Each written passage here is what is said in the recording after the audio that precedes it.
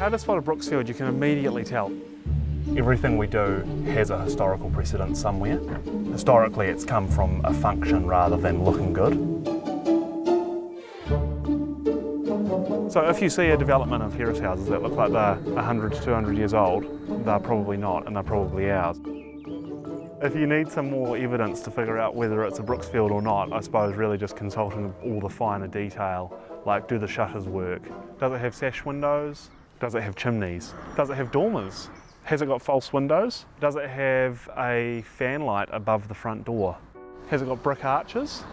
When you see a heavy material like bricks, you expect it to be supported when it goes over an opening like a window or a door. With these, we actually use the brick to support the weight above and like create strength.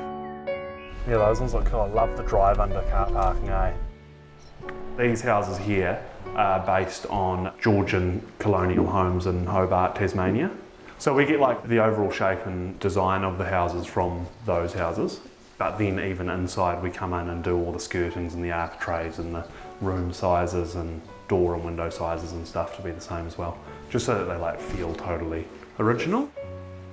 These architraves is our standard profiles that we do in our houses, and then in some of our bigger houses we have like a bigger profile. But these here come from Nan Street Cottage in Wellington, which is like one of our earliest New Zealand houses. Super basic detail, but it is just period correct. This door case is all a historical detail, which is like based on an ancient Roman detail, but then was really brought into Georgian houses in like the 1800s. We've scaled it down from a building in England, so it's like exactly as per what it originally is. Traditionally, all of that was actually designed to throw water off the building. So you can imagine if water's coming down there, it drips off every edge rather than draining down the front. Traditionally, a brick house is made out of a double brick construction, which are super strong, but in terms of earthquakes, they have absolutely no strength. So now, everything you see of like ours is a single brick. So it's actually a timber frame building with a brick cladding, and it's the same for the chimneys as well. So the chimneys are like a lightweight chimney. Most people love them, but it's probably the one element of the house that's not for like its original intended purpose. I mean, it's kind of like the crown to the house, the chimney. You look at it, it's just like a nice, restful detail that you like see and you think, oh nice, a home. Also got the Gothic picket fence. Homes had all these sort of social rules and stuff where all these little things come from. And like a lot of old villas, you know, you have the archway in the hall. Typically as a guest, you would never be permitted beyond the archway. Little archway? Yeah, you're not permitted beyond here. Solar panels are probably a good one to talk about, eh? They save sort of 40 to 60% of your power bill. Shutters traditionally were one of the only ways that you could regulate the temperature in a climate like Christchurch. So it's like all those little things like that, they all actually have a purpose, and there's a reason why different areas have different architectural styles like that. Definitely amazing for a sustainability aspect. Isn't it such a good look though? You'll see a lot of houses in the UK, and they also had it in France, where they've got like bricked up windows where the bricks are set back into the wall and you can see like the outline of the window. That kind of is two things. One of them is that they used to tax you based on how many windows you had in your house. They would build the house with provision for a window, but then brick the window up with the intention of taking the bricks down when they had some more money to be able to pay the tax for it. The other part, which is mostly the reason we do it, is more of a symmetry thing, because if you didn't have them, it would suddenly become quite a big brick facade. That's why we do it. And in the early Georgian period, they got really super obsessed with everything being symmetrical. We, as an upgrade, offer brass fittings and fixtures. We do it in unlacquered brass, which means that it naturally just dulls over time. All the natural materials just like patina nicely, which is super lovely. We do a higher stud than normal. You'll notice that the studs in a traditional home are a lot higher, because in the summer it means that you have basically more room for the hot air. This is one of our optional extras, doing like the panelling on the walls. It looks pretty cool, eh? Should we go and see the attic? This is probably a good thing to show you as like the dormers, which we do a lot of now. What is a dormer?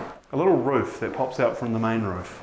What is the reason for a dormer? I don't actually think in a traditional building they would have figured out how to do skylights very well. From the outside it obviously looks super pretty. From the inside it just gives you like extra space. This is a detail that's super popular in brick buildings in Australia. So that there is a piece of stone that sits in there to support the bricks above. The brickwork, they're made locally in Darfield, and we then put them through a concrete mixer and they get chipped so that they look like old bricks.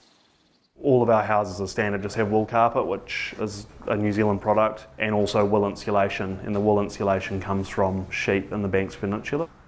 More or less everything is done in Christchurch, and if not, like New Zealand, like all of our timber comes from either Nelson or Invercargill. It is like partly a sustainability thing, but also good for like the local economy as well. We actually got that bracket design off a cute little cottage on Montreal Street. So we use that now in a lot of our cottages around Christchurch. A finial, kind of decoration, but also apparently to stop witches landing on your roof.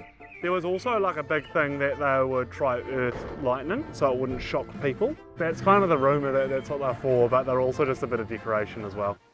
Traditionally, we would build a house that would last generations because I think we thought that our generations were actually going to live in it. Whereas now, we just think we'll buy a house, sell it in 10 years or rent it out, who cares? But when you are investing money of that magnitude into something, you do really want to make sure it lasts longer than 40 years.